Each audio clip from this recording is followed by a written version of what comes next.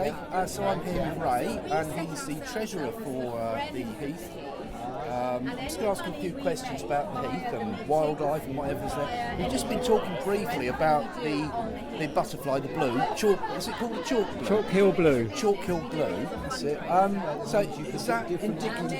Is it only found on the Heath, or is it other? It's not only found on the Heath, but it is restricted to chalk grassland, which is what Therfield Heath is, and that's been reduced by an enormous percentage over the past decades, and there's enormous pressure on the Heath as well because it's so many local people using it that it really struggles to look after the wildlife on the Heath.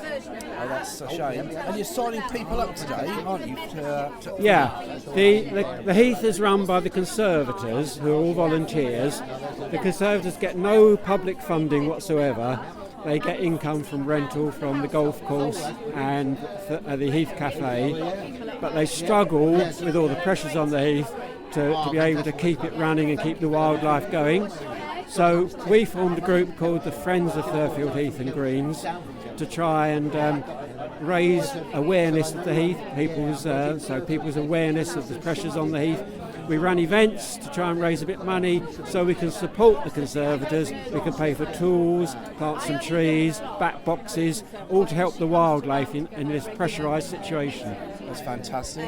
Do you work with the golf course as well, do you? We don't work with they work with the Conservators to try and make sure that they help with the Heath as well.